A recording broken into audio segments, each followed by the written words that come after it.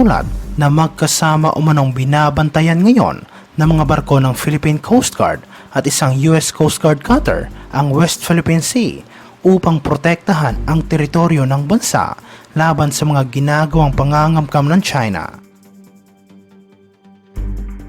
Ito ay matapos sinabi ng Estados Unidos sa pamamagitan ng isang tawag sa telepono ng Defense Chief ng bansa sa counterpart nito sa Manila na muli nilang pagtitibayin ang kanilang commitment na ipagtanggol ang Pilipinas laban sa anumang pag-atake sa ilalim ng 1951 Mutual Defense Treaty.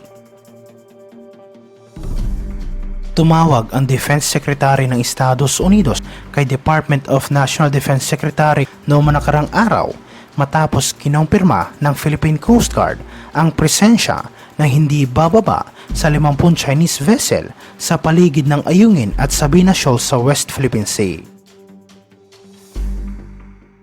Inulit ni Secretary na mananatiling matatag ang commitment ng Estados Unidos at ang isang armadong pag-atake sa sandatahang lakas ng Pilipinas, aircraft o anumang public vessel kasama na ang Coast Guard saan man sa West Philippine Sea ay mag-aaktiba sa mutual defense commitment ng dalawang bansa.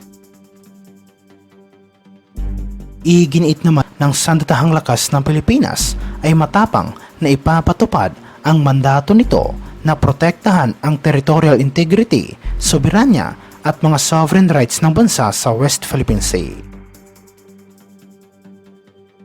Sa isang pahayag, sinabi ng Department of National Defense ng Pilipinas na pareho umanong sumang-ayon na mas palawakin pa ang kooperasyon ng Washington at Manila, lalong-lalo na tungkol sa depensa.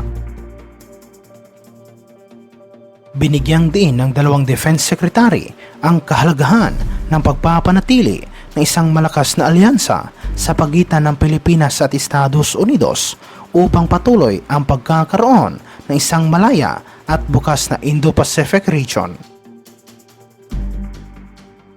Ang parehong commitment ay ipinahayag din ni US Chief of Naval Operations Admiral Michael Gilday kay Armed Forces of the Philippines Chief of Staff General sa isang ginawang pagpupulong sa Camp Aguinaldo. Ibinunyag ni Gilday na patuloy umano ang mga pag-uusap tungkol sa pagsasagawa ng joint patrol sa West Philippine Sea at ang mga naturang pagpapatrolya ay isasagawa sa ilalim ng direktiba ng gobyerno ng Pilipinas. Idinagdag na nasabing top US Navy official at Pangulong Marcos ay nagpulong tungkol sa mga binabalak na combined maritime activity at ngayon ay nasa planning stage na umano ang parehong bansa. Samantala sa ibang aspeto naman, iniulat na hinaras umano ng Coast Guard ay isang Chinese fishing vessel matapos itong tumangging umalis at sinabi na iligal at labag sa batas ang presensya ng mga Chinese sa lugar. Iginiit rin ng Coast Guard na pagmamay-ari ng Pilipinas ang Ayungin Shoal habang binatikos nito ang komunistang bansa dahil sa patuloy na pagbaliwala sa legal na pag-aangkin ng Manila sa nasabing lugar na kung saan ay bahagi ng exclusive economic zone ng bansa. Sinabi ng Coast Guard na patuloy na binabaliwala ng China ang legal na pag-aangkin ng Pilipinas sa exclusive economic zone nito sa Ayungin Shoal habang patuloy ding iginigiit ng Beijing na pagmamay-ari nila ang lugar. Sinabi ni Commodore J. Tariela, ang tagapagsalita ng PCG para sa West Philippine Sea sa isang public briefing na hindi umano tayo nakikipagkompetensya sa China at ang lugar ay hindi pinagtatalunan as far as the Philippine government is concerned.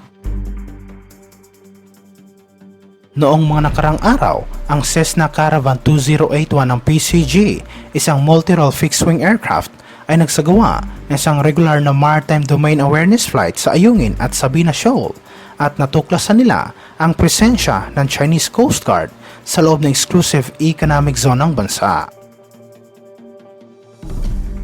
Sinabi niya na habang papalapit ang PCG Cessna Caravan sa airspace ng Sabina Shoal, nakatanggap ito ng isang hindi malinaw na radio challenge sa parehong wikang Ingles at Chinese. Ngunit agad namang rumisponde ang eroplano ng PCG at inutusan ang Chinese Coast Guard 5304 na umalis kaagad sa lugar. Sa buong Maritime Domain Awareness Flight na nasabing PCG aircraft, sinabi ni Tariela na patuloy itong nag-issue ng radio challenge sa parehong CCG vessel at mga pinaghihinalaang Chinese militia vessel na nasa loob at paligid ng Ayungin at Sabina Shoal. Sinabi niya na mga pinaghihinalaang Chinese maritime militia vessel ay inatasan na agad na umalis sa exclusive economic zone ng Pilipinas at binalaan na hindi otorisado ang mga ito na manatili sa Ayungin at Sabina Shoal. Sinabi ni Tariela na ipinadala rin ng mga piloto ng PCG sa mga tauhan ng Armed Forces of the Philippines na nakatalaga sa BRP Sierra Madre na nasa Ayungin Shoal ang patrol data at mga obserbasyon nito at tiniyak nito na patuloy na magbibigay ng suporta at tulong ang PCG sa mga tauhan ng Philippine Navy. Idinagdag na nasabing opisyal ng Philippine Coast Guard ng presensya ng China Coast Guard sa Ayungin at Sabina Shoal ay kinompirma ng kanilang Automatic Identification System signature.